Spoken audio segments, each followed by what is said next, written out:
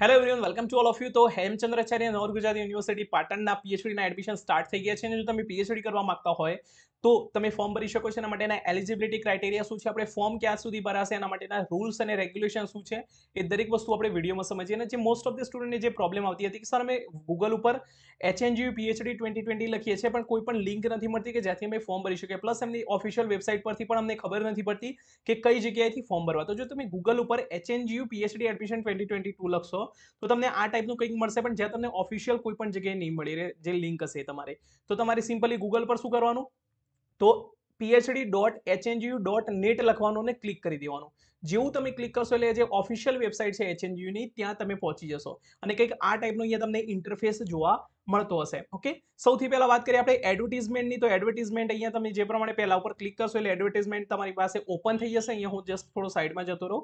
તો જે પ્રમાણે તમે જોઈ શકો છો એ પ્રમાણે જે એલિજિબિલિટી છે, તમારી માસ્ટર કમ્પ્લીટ કરેલું હોવું જોઈએ વિથ 55%, એટલે તમારે એટલીસ્ટ 55% તો તમારે હોવા જોઈએ માસ્ટરની અંદર, જો તમે જનરલ કેટેગરી અથવા EWS કેટેગરીથી બિલોંગ કરો છો. અને બાકીની બધી કેટેગરીઝ માટે તમારે 50% તમારા મિનિમમ હોવા જોઈએ અને તમારું જે માસ્ટર છે તમારી UGC રિકોગ્નાઇઝડ યુનિવર્સિટીમાંથી કમ્પ્લીટ થયેલું હોવું જોઈએ. જો આપણે લાસ્ટ ડેટની વાત કરીએ તો લાસ્ટ ડેટ ઓફ એપ્લિકેશન છે તમારી 24 એપ્રિલ 2022 5 વાગ્યા સુધી. તો એના પહેલા તમારે ફોર્મ ભરવાનું રહેશે. ઓકે, નાઉ વાત કરીએ આપણે બાકીના બધામાં કે અહીંયા કેટલા HNGU માટેના જે તમારા ક્રાઇટેરિયા છે, તમારા રૂલ્સ એન્ડ રેગ્યુલેશન છે, એ આપણે સમજી લઈએ. તો જેવું તમે અહીંયા રૂલ્સ એન્ડ રેગ્યુલેશન પર ક્લિક કરશો એટલે તમારે આ ટાઈપની એક PDF ઓપન થઈ જશે. તો આપણે થોડુંક ઉપરથી જોઈ લઈએ કે શું શું રૂલ્સ છે ને દરેક વસ્તુ તમારી એલિજિબિલિટી શું છે. તો જો ફોર્મ ભરવાની લાસ્ટ ડેટ છે તમારી અહીંયા 24 એપ્રિલ સાંજે 5 વાગ્યા સુધી. અહીંયા વેબસાઇટ મેં તમને કીધું એ પ્રમાણે phd.hnu.net ઉપરથી. ઓકે, અને જે તમારું જે આ PhD ઓર્ડિનન્સ છે એ પણ તમારે વાંચી લેવાનું રહેશે. પ્લસ તમે જ્યારે પણ ફોર્મ ભરો છો એ દરમિયાન તમારું માસ્ટર કમ્પ્લીટ કરેલું હોવું જોઈએ. રાઈટ, અહીંયા ચોખ્ખું લખેલું છે કે તમારું માસ્ટર 55% ઉપર હોવા જોઈએ. ધેટ મીન જો તમે લાસ્ટ સેમેસ્ટરમાં હો અથવા લાસ્ટ યરમાં હો માસ્ટરના, તો તમે એલિજિબલ નથી. લાસ્ટ ટાઈમ પણ એક સ્ટુડન્ટે એ પ્રમાણે હતું કે ફોર્મ ભરી દીધું હતું, ક્વોલિફાઈ થઈ ગયા, બટ લાસ્ટ યરમાં હતા એના લીધે એમનું એડમિશન ન થયું અને એ એડમિશન કેન્સલ થયું. તો જો તમે PhDમાં ફોર્મ ભરશો અને ક્વોલિફાઈ પણ થશો તો પણ તમને એડમિશન માટે તમે એલિજિબલ નહીં રહો. ઓકે, તો અહીંયા લખેલું છે એ પ્રમાણે ઉમેદવાર ફોર્મ ભરવાની છેલ્લી તારીખના રોજ લાયકાત ધરાવતો હોવો જોઈએ. જે ઉમેદવારનું રિઝલ્ટ ફોર્મ ભરવાની છેલ્લી તારીખ સુધી જાહેર થયેલ પરંતુ માર્કશીટની હાર્ડ કોપી ન મળેલ તેવા કિસ્સામાં ઉમેદવારે વેબસાઇટ પરથી મેળવેલ માર્કશીટની પ્રિન્ટ કોપી અપલોડ કરવાની રહેશે. ધેટ મીન જે 24 એપ્રિલ 2022 છે એના પહેલા તમારું જે માર્કશીટ છે આવી ગયેલું હોવું જોઈએ. ફોર એક્ઝામ્પલ માની લો તમે લાસ્ટ સેમેસ્ટરમાં હોય MSc અથવા તમે તમારા માસ્ટરની અંદર લાસ્ટ સેમેસ્ટરની અંદર હો અને જો તમારું એડમિશન 24 એપ્રિલ પહેલા આવી જાય તો તમારી જોડે હાર્ડ કોપી ન હોય તો એની જગ્યાએ તમે એની વેબસાઇટ પરથી પ્રિન્ટ ડાઉનલોડ કરીને એને પણ અપલોડ કરી શકો છો. ઓકે, નાઉ વાત કરીએ આપણે PhDમાં જે વિદ્યાર્થીઓ ઈચ્છુક છે એમાં જનરલ અને EWS કેટેગરીના વિદ્યાર્થીઓને 55%, મતલબ માસ્ટરની અંદર 55% એટલીસ્ટ હોવા જોઈએ અને બાકીની કેટેગરીઝ માટે તમારે 50% તમારે એટલીસ્ટ હોવા જોઈએ. ઓકે, અને જે OBCના સ્ટુડન્ટ છે એના માટે નોન ક્રિમિનલ સર્ટિફિકેટ હોવું જરૂરી છે. ઓકે, નાઉ વાત કરીએ આપણે એલિજિબિલિટી કે કેવા સ્ટુડન્ટ છે કે જેને પરીક્ષામાંથી મુક્તિ આપવામાં આવે છે, મતલબ એન્ટ્રન્સમાંથી એક્ઝેપ્શન આપવામાં આવે છે કે જેને એન્ટ્રન્સ નથી આપવાની. તો જો તમે UGC નેટ ક્વોલિફાઈડ હો અથવા GSET અથવા કોઈ પણ સેટ ક્વોલિફાઈડ હો, તમારી ગુજરાતમાં એટલે GSET આવશે તમારી. તો જો તમે UGC નેટ ક્વોલિફાઈડ હોય, CSIR નેટ ક્વોલિફાઈડ હોય, તમે GSET ક્વોલિફાઈડ હોય અથવા તમે તમારું MPhil કમ્પ્લીટ કરેલું હોય તો તમે PhDની જે એન્ટ્રન્સ એક્ઝામ છે એમાંથી તમે મુક્તિ મેળવી શકો છો. મતલબ તમારે કોઈ પણ એન્ટ્રન્સ આપવાની જરૂર નથી, ડાયરેક્ટ તમારે વાયવામાં ડાયરેક્ટ અપિયર થવાનું રહેશે. ઓકે, હવે કેટલાક સ્ટુડન્ટને એવી પ્રોબ્લેમ, મતલબ એવા કન્ફ્યુઝન હોય છે કે અમે નેટ ક્વોલિફાઈડ છે અથવા GSET ક્વોલિફાઈડ છે અથવા MPhil કમ્પ્લીટ છીએ, તો અમારે શું ફોર્મ ભરવાનું? ફોર્મ તો ભરવાનું જ છે, ફોર્મ ફી પણ ભરવાની છે અને એન્ટ્રન્સ નથી આપવાની. બસ આટલું યાદ રાખવાનું, એન્ટ્રન્સ નથી આપવાની, ફોર્મ તો ભરવાનું જ છે. જો તમે ફોર્મ નહીં ભરો તો તમને એડમિશન નહીં મળે. ઓકે, નાઉ નેક્સ્ટ બાકીનું છે કે ઓનલાઈન અરજી કરતા સમયે શૈક્ષણિક લાયકાતમાં જો ટકાવારીનો ઉલ્લેખ કરવામાં આવેલો હોય તો જો બાકીનું જો આની અંદર કેટલાક સ્ટુડન્ટને CGPA અને SGPA ઓનલી લખેલું હોય છે, ટકા નથી લખેલા હતા. તો એ પ્રમાણે તમારા યુનિવર્સિટીના નિયમ પ્રમાણે જે ટકાવારીમાં કન્વર્ટ કરવા માટેનો જે ફોર્મ્યુલા છે એના આધારે તમારે ફોર્મ ભરવાનું રહેશે. અને જ્યારે પણ ડોક્યુમેન્ટ વેરિફિકેશન હશે એ દરમિયાન તમારા યુનિવર્સિટીના ફોર્મ્યુલા થ્રુ તમારે ટકા બતાવવાના રહેશે કે આ CGPA આટલો છે, તેના ટકા આટલા થાય છે એ પ્રમાણે. ઓકે, ના નેક્સ્ટ છે જે ઉમેદવારે ક્વોલિફાઈંગ માર્ક્સ પરિણામ જાહેર થયું. ઓકે, તો આની અંદર એવું કહે છે કે જે પણ ફોર્મની અંદર જેટલી પણ સીટ્સ અવેલેબલ છે એની અંદર 85% સીટ્સ એવી છે કે જે ગુજરાત મતલબ જે હેમચંદ્રાચાર્ય નોર્થ ગુજરાત યુનિવર્સિટી છે પાટણના સ્ટુડન્ટ માટે ત્યાં રિઝર્વડ કરવામાં આવી છે. ફોર એક્ઝામ્પલ માની લો કોઈ સબ્જેક્ટ છે એની અંદર તમારે 100 સીટ્સ અવેલેબલ છે, તો 100માંથી 85 સીટો પર ઓનલી એવા સ્ટુડન્ટ કે જેમને HNGUમાંથી એમનું માસ્ટર કમ્પ્લીટ કરેલું હોય એવા સ્ટુડન્ટને એડમિશન થશે. અને બાકીના જે 15% છે મતલબ 15 સીટ છે એ ગુજરાતની અન્ય યુનિવર્સિટી મતલબ HNGU સિવાયની યુનિવર્સિટી અથવા ગુજરાત બહારની યુનિવર્સિટી માટેની જે બાકીની 15% સીટ છે એમની અંદર એમના એડમિશન થતા હશે. ઓકે, નાઉ નેક્સ્ટ અહીંયા કે જો કોઈ ઉમેદવારે પીએચડીમાં પ્રવેશ મેળવે છે અને તે ઉમેદવારે બીજું કોઈ અભ્યાસ ધેટ મીન્સ સપોઝ માની લો તમે અત્યારે પીએચડીમાં એડમિશન લઈ લીધું છે અને સાથે સાથે તમારું બીએડ અથવા કોઈ પણ બીજો કોઈ કોર્સ ચાલુ છે, તો એવા કેસમાં જો તમારે પીએચડીમાં એડમિશન લેવું હોય તો બાકીનો જે કોર્સ છે એની અંદરથી તમારે તમારું એડમિશન કેન્સલ કરાવવું પડશે અથવા તમારું પીએચડીનું એડમિશન રદ થશે. તો એ તમારે ડિસાઇડ કરવાનું કે શું કરવાનું. ઓકે, એના પછી ઓનલાઈન અરજી કરતી સમયે તમારી જોડે એક ફોટો હોવો જોઈએ પાસપોર્ટ સાઇઝનો કે જે 150 KB થી ઓછો હોવો જોઈએ. તમારી સહી હોવી જોઈએ, તમારા દસ્તાવેજો મતલબ તમારી જે માર્કશીટ્સ હશે એ તમારી સાથે હોવી જોઈએ, એની સ્કેન કોપી રાખવાની તમારે, ને જેપીજી અથવા પીએનજી ફોર્મેટની અંદર એને તમારે અપલોડ કરવાનું રહેશે અથવા પીડીએફ ફોર્મેટની અંદર જે તમારા ડોક્યુમેન્ટ્સ છે એને અપલોડ કરવાનું રહેશે. ઓકે, એના પછી જે વાત કરીએ આપણે ફોર્મ ફી, તો ફોર્મ ફી છે તમારી 1500 રૂપિયા. ઓકે, તો આ જે છે તમારી નોન રિફંડેબલ છે, જો મતલબ તમે એક્ઝામિનેશન આપો કે ના આપો, ફોર્મ ભરો એટલે તમને 1500 રૂપિયા તમારે આપવાના રહેશે. ઓકે, જે તમે ઓનલાઈન પેમેન્ટ થ્રુ પણ કરી શકો છો. નાઉ બીજી આ જે એપ્લિકેશન તમે ફોર્મ ભરશો એની જે તમારી પ્રિન્ટ આઉટ તમારે સાથે રાખવાની, જ્યારે ડોક્યુમેન્ટ વેરિફિકેશન હશે એ દરમિયાન તમારે પ્રિન્ટ આઉટની જરૂર પડશે. તો જેવું તમે ફોર્મ ભરો એની જે તમારી ફોર્મ હશે એને તમારે પ્રિન્ટ આઉટ સાથે રાખી દેવાની. ઓકે, બીજી કે તમારે કોઈ પણ ખોટી માહિતી નથી ભરવાની, જો તમે ખોટી માહિતી ભરશો તો તમારે એ વખતે એડમિશન રદ થશે. ઓકે, નાઉ અહીંયા વાત કરીએ બાકીના, તો જો અહીંયા તમારે જે છે એક્ઝામ પેપરની વાત કરીએ તો કેટલા એક્ઝામની અંદર તમારો કેવો સિલેબસ શું હશે, તો 50% જે સિલેબસ છે તમારો રિસર્ચ મેથોડોલોજીમાં હશે. ઓકે, અને બાકીનો જે 50% સિલેબસ છે તમારા સબ્જેક્ટ વાઇઝ હશે. ફોર એક્ઝામ્પલ માની લો તમે કેમિસ્ટ્રીના સ્ટુડન્ટ છો તો કેમિસ્ટ્રીના 50% તમારું કેમિસ્ટ્રીનું હશે અને 50% તમારું રિસર્ચ મેથોડોલોજીનું હશે. અને એ 50%ની અંદર પણ તમારા 15 માર્ક્સની અંદર રીઝનિંગ, બેઝિક કમ્પ્યુટર સ્કિલ અને ઇંગ્લિશ આ 3 હશે. મતલબ 15 માર્ક્સનું તમારું એ હશે અને બાકીના 35 માર્ક્સનું તમારી રિસર્ચ મેથોડોલોજી હશે.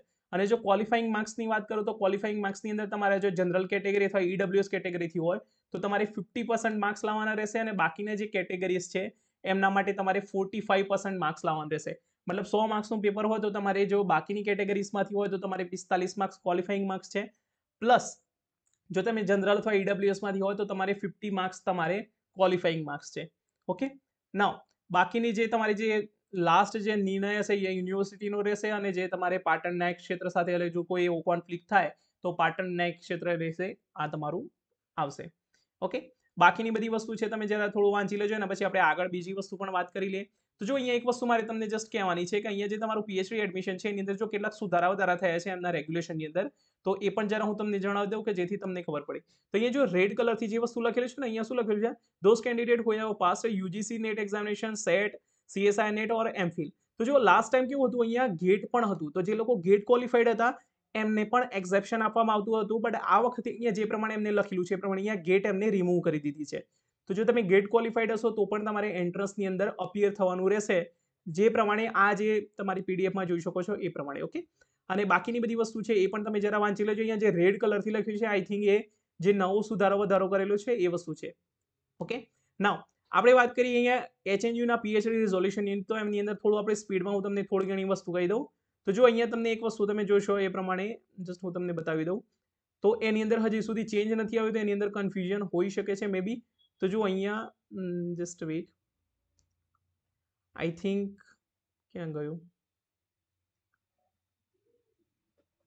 જસ્ટ વેઇટ, ઉપર હતું અહીંયા તમારું ગેટનું હજી સુધી એમને લખેલું છે, દેટ મીન તમારે ગેટની અંદર હજુ પણ આઈ થિંક થોડું ઘણું કન્ફ્યુઝન હોઈ શકે છે. અચ્છા હા, તો જો અહીંયા શું લખ્યું છે કે candidate who have qualified UGC NET, NET JRF, UGC CSI NET, GSET અને ગેટ.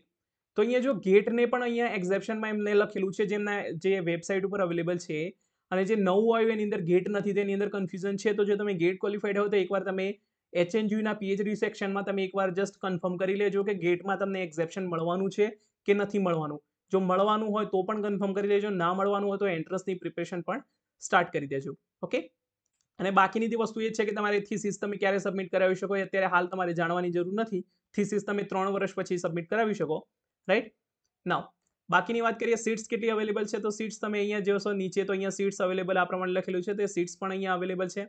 તો સીટ્સની અંદર જો તમારી કેટલીક વસ્તુ છે હું તમને અહીંયા જસ્ટ જણાવી દઉં. તો જો સીટ્સની અંદર જે હું તમને કેમિસ્ટ્રીની વાત કરું, કારણ કે હું કેમિસ્ટ્રીનો છું અને બાકીના સ્ટુડન્ટ પોતપોતાની સીટ્સ ચેક કરી લેજો. તો જો અહીંયા કેમિસ્ટ્રીની અંદર 34 સીટ્સ અવેલેબલ છે. એની અંદર તમારા 85% મતલબ એચએનયુના 85% સ્ટુડન્ટને એડમિશન મળશે. ઓકે, તો એની થાય 29 સીટ્સ, મતલબ 29 સીટો એવી અવેલેબલ છે કે જે એચએનયુમાંથી જેને માસ્ટર કમ્પ્લીટ કર્યું હોય એમાંથી. એમાં પણ તમારા જે આ 29 સીટ છે એમાંથી તમારે એન્ટ્રન્સ થ્રુ એડમિશન થશે 15 સીટ્સ. ઓકે, તો જેવા સ્ટુડન્ટ કે જે લોકોએ નેટ, જીસેટ અથવા એમફિલ કમ્પ્લીટ નથી કરેલું, તો એવા સ્ટુડન્ટને ઓનલી 15 સીટો અવેલેબલ છે. ઓકે, એમાંથી પણ જો તમે ઓપન કેટેગરીમાં હો તો તમારી માટે 6 સીટ્સ છે, એટલે મતલબ કોમ્પિટિશન આ વખતે બહુ ટાઈટ છે. ઓકે, જનરલ કેટેગરીના ઓનલી 6 સીટ્સ અવેલેબલ છે. એચએનયુની ઈડબ્લ્યુએસ માટે 2 સીટ અવેલેબલ છે, ઓબીસી માટે 4 સીટ અવેલેબલ છે, એસસી માટે 1 જ સીટ અવેલેબલ છે અને એસટી માટે 2 સીટ અવેલેબલ છે. તો જો તમે એચએનયુમાંથી એમએસસી કરેલું હોય અથવા માસ્ટર કમ્પ્લીટ કરેલું હોય કેમિસ્ટ્રીની અંદર, તો આ સીટ્સ પ્રમાણે તમારે જોઈને ધ્યાન રાખીને જવાનું, કારણ કે ઓનલી 29 સીટ છે એચએનયુ માટે. અને બાકીની જે બધી સીટ્સ છે 14 સીટ, એમાં તમારે નેટ ક્વોલિફાઈડ હોય અથવા જીસેટ ક્વોલિફાઈડ હોય અથવા એમફિલ કરેલું હોય, તો એવા સ્ટુડન્ટ માટેની ટોટલ 14 સીટો અવેલેબલ છે. એટલે તમે જોઈ શકો છો કે હવે ધીમે ધીમે નેટ, સેટ અને હવે એમફિલ તો કમ્પ્લીટ કરી દે છે. જે યુજીસીની નવી પોલિસી છે એ પ્રમાણે એમફિલને એ લોકો રિમૂવ કરે છે. દેટ મીન હવે નેટ અને સેટનું ઇમ્પોર્ટન્સ વધતું જાય છે. અને જે પ્રમાણે યુજીસીની નવી જે ક્રાઇટેરિયા આવે છે, નવી જે એનઈપીની જે પોલિસી છે, એની અંદર હવે 60% જે તમારું એડમિશન છે તમારી નેટ અને સેટ ઉપરથી લેવામાં આવશે. અને સેટને પણ કમ્પ્લીટ કરવાનું વિચારી રહી છે યુજીસી. આખા ઇન્ડિયામાં એક જ એક્ઝામિનેશન હોવું જોઈએ એ પ્રમાણે એમનું પ્લાનિંગ છે. તો 60% સીટો હવે નેટ અથવા સેટ માટે છે અને બાકીની 40% સીટ બાકીના સ્ટુડન્ટ માટે છે. તે પ્રમાણે ધીમે ધીમે હવે નેટ અને સેટનું ઇમ્પોર્ટન્સ પણ યુજીસી આપી રહી છે. ઓકે, તો જો તમે કેમિસ્ટ્રીમાં નેટ અથવા સેટ ક્વોલિફાઈડ હો તો તમારે કોઈ પણ પ્રકારની એન્ટ્રન્સ આપવાની નથી, ડાયરેક્ટ તમારે વાયવાની અંદર અપિયર થવાનું છે. એની અંદર ટોટલ 14 સીટ છે, એની અંદર 5 સીટો ઓપન માટે છે, 1 સીટ તમારી ઈડબ્લ્યુએસ માટે છે, 5 સીટ ઓબીસી માટે છે, 1 સીટ એસસી માટે છે અને 2 સીટ એસટી માટે છે. ઓકે, અને અધર યુનિવર્સિટી માટે નેટ જેઆરએફ અથવા સેટ ક્વોલિફાઈડ હોય એ લોકો માટે 5 સીટ અવેલેબલ છે. તો જો તમે નેટ અને સેટ ક્વોલિફાઈડ હોય તો તમારે બિલકુલ ટેન્શન લેવાની જરૂર નથી, તમારું એડમિશન 100% થઈ જશે. કારણ કે દરેક વાર કેવું છે, જેટલી પણ નેટ સેટની સીટો હોય એ ખાલી જ રહેશે. તો એ આવા કેસમાં તો તમારે કોઈ ટેન્શન લેવાની જરૂર નથી. બટ જે લોકો એન્ટ્રન્સ થ્રુ એડમિશન લેવા માંગે છે એમની માટે ઓનલી 15 સીટ અવેલેબલ છે, તો એ લોકોને ટેન્શન લેવાની જરૂર છે. માની લો 15 સીટ અવેલેબલ છે, એની અંદર માની લો 50 જણા ક્વોલિફાઈ થઈ જાય છે, તો પછી મેરિટ બનશે. તો જે લોકો મેરિટમાં આવશે એ લોકોને જ એડમિશન મળશે. એટલે એવું જરૂરી નથી કે તમારે 50 માર્ક્સ આવી ગયા એટલે તમે ક્વોલિફાઈ થઈ ગયા. એના પછી પણ જો તમારે એડમિશન લેવું હશે તો પણ મેરિટ બનશે અને મેરિટમાં આવશો તો જ તમને એડમિશન મળશે. એટલે ઓનલી ક્વોલિફાઈ થવાથી નહીં થાય, કારણ કે સીટ્સ ઓછી છે તો તમારે વધુ માર્ક્સ લાવવા પડશે મેરિટમાં આવવા માટે. ઓકે, તો આ વાત થઈ સીટ્સની. બાકીના સબ્જેક્ટ છે એમને પણ પોતપોતાની સીટ્સ જોઈ લેજો અને બાકીની રીતે તમે કન્ફર્મ કરી લેજો. ઓકે, નાઉ આપણે વાત કરીએ બાકીની. જો એક્ઝામને તો સિલેબસ જો તમારે ડાઉનલોડ કરવો હોય તો સિલેબસ પ્રમાણે તમારે અહીંયા ક્લિક કરવાનું, અને પછી તમારા સિલેબસ ઉપર તમે ક્લિક કરશો તો તમને તમારું સિલેબસ અહીંયા મળી જશે. તો કેમિસ્ટ્રીના સ્ટુડન્ટ માટે અહીંયા તમારે ક્લિક કરવાનું અને અહીંયાથી તમારે આ જે સિલેબસ છે તમારે ડાઉનલોડ કરી લેવાનો. ઓકે, તો 50% તમારા સીએસઆઈ નેટનો સિલેબસ છે અને બાકીનું રિસર્ચ મેથોડોલોજીમાં પણ થોડું ઘણું તમારું કેમિસ્ટ્રી છે ઓલમોસ્ટ. ઓકે, તો એને તમારે ખાસ કરીને નોટ કરતું રહેવાનું. ઓકે, નાઉ એના પછી વાત કરીએ આપણે મીડિયમની. તો મીડિયમની અંદર જો તમારા સબ્જેક્ટની વાત કરો તો જો તમે કેમિસ્ટ્રી સબ્જેક્ટના હો તો તમારે ઇંગ્લિશમાં જ પેપર આવશે અને બાકીના બધા સ્ટુડન્ટ છે પોતપોતાના સબ્જેક્ટનું જોઈ લો. જનરલી મેનેજમેન્ટ અને સાયન્સના સબ્જેક્ટ હશે એના માટે ઇંગ્લિશનું હશે અને બાકીના બધા સબ્જેક્ટ માટે ગુજરાતી અને ઇંગ્લિશ બંને અવેલેબલ હશે. ઓકે, તો તમે તમારું મીડિયમ ઓફ પેપર પણ જોઈ લેજો અને એના પછી આઈ થિંક કોઈ વસ્તુ બાકી રહી જતી નથી. ઓકે, તો ફોર્મ કેવી રીતે ભરવાનું, તો અહીંયા તમે થોડું નીચે સ્ક્રોલ કરશો એટલે અહીંયા તમને લખ્યું હશે first phase online registration for PhD programme. તો એના પર ક્લિક કરશો એટલે અહીંયા તમારે નીચે ઓપન થઈ જશે. જેવું તમારે ઓપન થશે અહીંયા તમારે link for online registration process એના પર ક્લિક કરવાનું. જેવું તમે ક્લિક કરશો એટલે આ ટાઈપનું એક તમારે પેજ ઓપન થઈ જશે અને આ પેજની અંદર તમારે અહીંયા student name, father's name, sir name, બધી બાકીની જે ડિટેલ્સ છે તમારે લખી દેવાની અને એના પછી તમારે આગળ અહીંયા તમે જોશો એ પ્રમાણે પીએચડી પ્રોગ્રામ આવશે. પછી અહીંયા તમારો સબ્જેક્ટ, તો સબ્જેક્ટ તમારો જે સબ્જેક્ટ હોય આપી દેવાનું. ઓકે, તો અહીંયા માની લો તમારે કેમિસ્ટ્રી છે તો કેમિસ્ટ્રી તમે આપી દો આ પ્રમાણે. બાકીનું બધું અહીંયા તમારે યુજી તમે કઈ યુનિવર્સિટીમાંથી કર્યું છે, એચએનયુમાંથી કરેલું છે કે અધર યુનિવર્સિટીમાંથી કર્યું છે. અહીંયા તમારી કેટેગરી. બીજું કે જે સ્ટુડન્ટ કેટેગરીમાં ફોર્મ ભરે છે એના માટે તમારે વેલિડ પ્રૂફ હોવા જોઈએ. જનરલી વાત કરું તો જે એસસીબીસી ઓબીસી સ્ટુડન્ટ હોય છે એમની જોડે જો નોન ક્રિમિલિયર અવેલેબલ હોય તો જ ઓબીસીની અંદર ફોર્મ ભરી શકશે. જો નોન ક્રિમિલિયર અવેલેબલ નહીં હોય તો એ લોકો ઓબીસીની અંદર ફોર્મ નહીં ભરી શકે. આ વસ્તુ યાદ રાખવાની. એટલે જો તમારી જોડે નોન ક્રિમિલિયર ના હોય તો કઢાવી દેજો. અને ઓબીસીની અંદર ફોર્મ જો એ જ પ્રમાણે જે ઈડબ્લ્યુએસના સ્ટુડન્ટ છે એમને પણ તમારું વેલિડ કે જેની ડેટ મતલબ જતી ના રહી હોય તો એના માટે ઈડબ્લ્યુએસ સર્ટિફિકેટ જો તમારી જોડે ના હોય તો ઈડબ્લ્યુએસ સર્ટિફિકેટ ભરજો. થોડો ઘણો જે બી ફાયદો થાય એ તમને ત્યાંથી મળી જશે. ઓકે, બાકીના જે જનરલના અને બાકી કેટેગરીમાં એસસી એસટીમાં હોય તો પણ તમે એ પ્રમાણે ફોર્મ ભરી શકો છો. ઓકે, અને ફોર્મ ભરતી વખતે તમારી જે ડિટેલ્સ છે તમારી કમ્પ્લીટ ડિટેલ નાખવાની છે, એની અંદર કોઈ પણ ભૂલ ના થવી જોઈએ. ઓકે, તો બસ આટલું જ. અને વાત કરીએ એક્ઝામિનેશન ક્યારે હશે, તો જે પ્રમાણે મને લાગે છે એ પ્રમાણે કે જે તમારી એક્ઝામિનેશન છે તમારી એ એક્ઝામિનેશન મોસ્ટ પ્રોબેબલી મે અથવા જૂનની અંદર હોઈ શકે છે. કારણ કે જનરલી શું હોય કે પીએચડીના સેમેસ્ટર હોય છે. એ પ્રમાણે જે પ્રમાણે તમારે માસ્ટરના સેમેસ્ટર હોય એ જ પ્રમાણે પીએચડીના પણ સેમેસ્ટર હોય. તો પીએચડીના સેમેસ્ટરમાં વાત કરીએ તો જૂનથી સેમેસ્ટર સ્ટાર્ટ થતા હોય છે અને પછી ડિસેમ્બર પછી સેમેસ્ટર સ્ટાર્ટ થતું હોય છે. ઓકે, તો જૂનનું સેમેસ્ટર કરવા માટે એ લોકોને શું કરવું પડશે, એક્ઝામિનેશન તમારી જે મે અથવા જૂનની અંદર લેવાઈ જશે. તો ફોર્મ ભરવાની જે લાસ્ટ ડેટ છે તમારી 24 એપ્રિલ છે. તો એના પછી તમે પકડી શકો છો 1 મહિના અને મેક્સિમમ 2 મહિના એની આસપાસમાં તમારે ત્યાં ફોર્મ મતલબ એક્ઝામિનેશન આવી શકે અને મોસ્ટ પ્રોબેબલી હોઈ શકે છે મેની અંદર, કે જેથી તમારે જૂનમાં નવું સેમેસ્ટર એ લોકો સ્ટાર્ટ કરી શકે. ઓકે, તો ટ્રાય કરવાનું કે તમારે મેની અંદર જે એક્ઝામિનેશન હશે એ પ્રમાણેની પ્રિપેરેશન સ્ટાર્ટ કરવાની. અને જો તમે કેમિસ્ટ્રી સબ્જેક્ટથી છો અને જો તમે એન્ટ્રન્સની પ્રિપેરેશન કરવા માંગી રહ્યા છો તો ધ સિગ્મા લર્નિંગ એપ ઉપર એક અલગથી કોર્સ ટૂંક સમયમાં આવશે કે જેની અંદર તમે એનરોલ કરી શકો છો. એના માટે જે ડિટેલ્સ છે જો તમારે જોઈતી હોય અને જો તમે એની અંદર રજિસ્ટ્રેશન કરવા માંગતા હોય તો ગૂગલ ફોર્મની એક લિંક છે, હું તમને નીચે ડિસ્ક્રિપ્શન બોક્સ અને કમેન્ટ બોક્સની અંદર આપી દઈશ. તો જો તમે કેમિસ્ટ્રી સબ્જેક્ટથી છો તો એનામાં તમારે ફોર્મ ભરવાનું રહેશે. અને સાથે સાથે એક તમને વોટ્સઅપ ગ્રુપની પણ લિંક આપેલી હશે જેની અંદર ઓનલી કેમિસ્ટ્રીના સ્ટુડન્ટે જ જોઈન થવાનું છે. ઓકે, તો આના સિવાય બીજો કોઈ પણ ડાઉટ હોય તો તમે કમેન્ટ સેક્શનની અંદર કમેન્ટ કરી શકો છો અથવા વોટ્સઅપ ગ્રુપની અંદર જોડાઈને તમે ત્યાં પણ તમે પૂછી શકો છો. Thank you for the watching.